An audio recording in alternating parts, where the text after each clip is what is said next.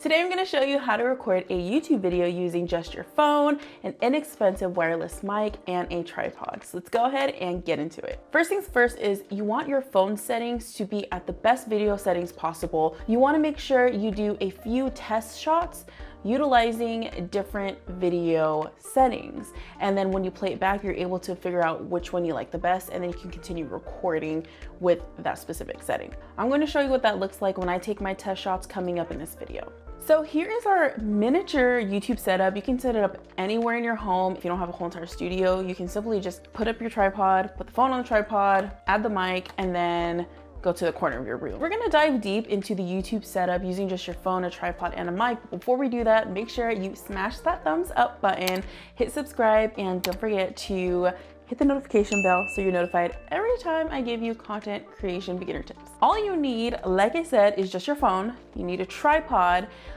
which this tripod right here is a 63-inch ring light tripod, but I don't use the ring light and I don't use the phone mount because of the one that it comes with doesn't work the best for the videos that I create. So what I did is I purchased a separate phone mount that actually screws onto the tripod, and you can make the perfect YouTube setup just with this.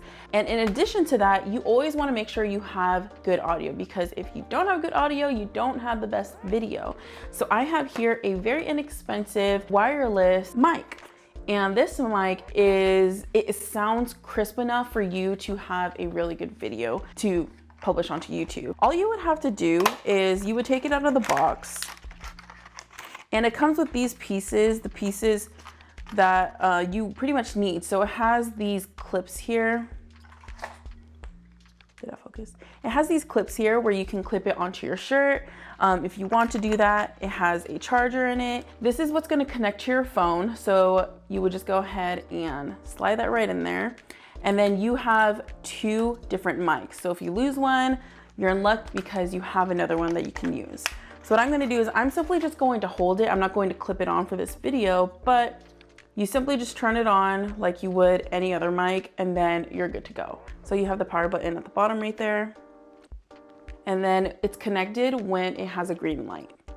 When you are trying to find a location for you to record your video with your phone, you want to do it in front of a window. Best case scenario is that the sun is out and it's not a cloudy day, because if you have clouds in the sky, the inconsistency of the lighting is going to be very bad. What I would not recommend is to place the camera in front of the window and then for you to face directly at the window. I find that it doesn't look as nice. You want to basically put the phone in front of the window and turn it to the side. You can just kind of see how it looks as opposed to if I'm directly at the camera. So if I'm standing in front of the window like this, it looks like okay, but I feel like the way that it looks with the shadows, it just doesn't look the best. I look very flat, there's no dimension to it. Whereas opposed to if I turn it and just angle it just like this, you can tell that I'm the subject that's highlighted in the video. You'll get that really nice glow, that really nice lighting that you're looking for. We're gonna go ahead and take a few test shots, and when we take the test shots, I'm going to show you which one I would prefer. This is what HD30 looks like.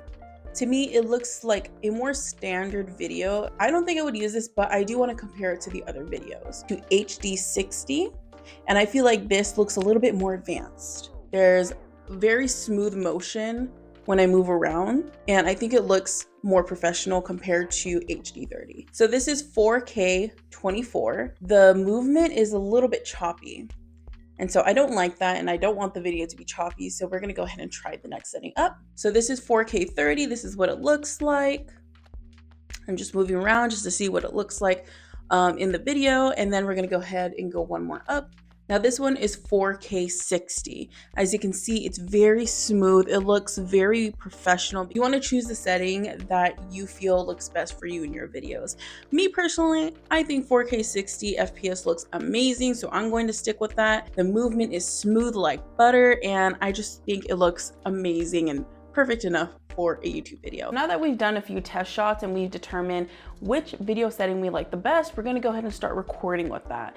Now, as you can see in the video, it's just me, it's my background, you know, I have the lighting from the window, but the problem is there's clouds outside and One moment it's gloomy, one moment is sunny. We don't want that.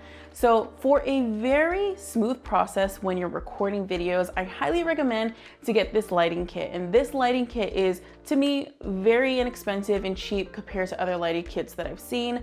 This is the one that I use for my YouTube videos. And what's awesome is it comes with 2 different lamps.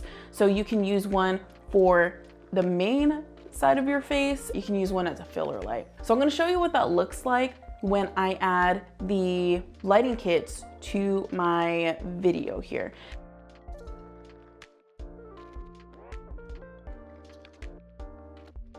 Okay, so as you can see, we've added the soft lamp on the right side, basically right behind my camera or right behind my phone. And you can see in the video here how it illuminates my face very nicely. Compared to the natural sunlight that was coming in and out, you can see the big difference with how the shadows look. With the natural lighting using the window, the shadows were very harsh around my face, whereas the softbox makes it look super soft around my face. So to me, this looks more professional. The next step up, if you want to go ahead and upgrade your YouTube game using your phone even more, you're gonna go ahead and you're gonna add lighting in the back. And what I recommend to do is to make it easier on yourself is to find warm lighting, and you want it to be soft. You don't want it to be harsh, because if it looks harsh, then it's not actually going to look as amazing as you think it's going to be.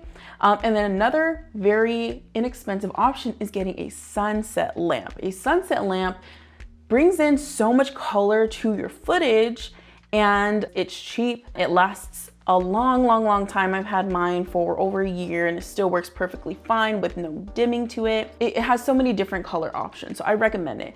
So what we're gonna do is we're gonna turn on the lamp in the background just to see what it looks like. You can see how it kind of separates me from the background. And then so I have a sunset lamp right here, so I'm gonna go ahead and turn it on. And you can choose any color you want, it's your preference. And then I have this already, so it adds like a little bit of texture in the background. I am completely separated from the background, and it's not going to be like a $2,000 or like a $100,000 setup, but it's inexpensive. This is what an inexpensive YouTube studio setup looks like. And also, just, you know, side note, this is what the mic sounds like. I'm gonna go ahead and test out the mic by walking around. Hello, my name is Chrissy Walker. Thank you for coming to my channel and watching my video today. I am exiting the room and I just want you to hear what it sounds like. I am going to my kitchen. My kitchen is super echoey, and this is what it sounds like. And I don't know if you can hear the echo or not, but that is me just, you know, testing that out. I'm coming back to the office and I'm back, and there you go, voila, this is what the mic sounds like. And if you feel like this is a good enough mic, it's super inexpensive. I highly recommend it. And everything that I've mentioned in this video is going to be available in the description down below. Now, when it comes to making your YouTube video even better, you want to add B-roll to it, not just stock videos. Don't overthink it. I think that's the problem that a lot of creators face, is that they're thinking about all the B-roll they have to take and they make it like a chore. So to make it easy on yourself, I would say schedule out 1 to 2 days every single month. Just record yourself doing a whole bunch of different things. For example, if you go to the store, record yourself getting to the car, record yourself driving, record yourself getting out of the car, record yourself going into the store, record yourself grabbing a product, and then record yourself scanning it and putting it in a bag. Even if you're at home, if you're laying in bed, if you're brushing your teeth, you want to record every single moment at different angles, because that gives you a huge library of B-roll that you can use. And what's great about this is that you can use it for all of your future videos as well. Once you have your entire video recorded and you have all your B-roll ready to go, you want to go ahead and edit your video using CapCut. CapCut is a free editing software, and I recommend to download on your desktop or your laptop because it gives you the full effect of editing a YouTube video, because it has the YouTube ratio available on the desktop version. If you want to see me record an entire video and edit an entire video using CapCut, then go ahead and comment CapCut in the comment section below. If you found a lot of value in this video today, go ahead and click here for the next one, and I'll see you there. Bye.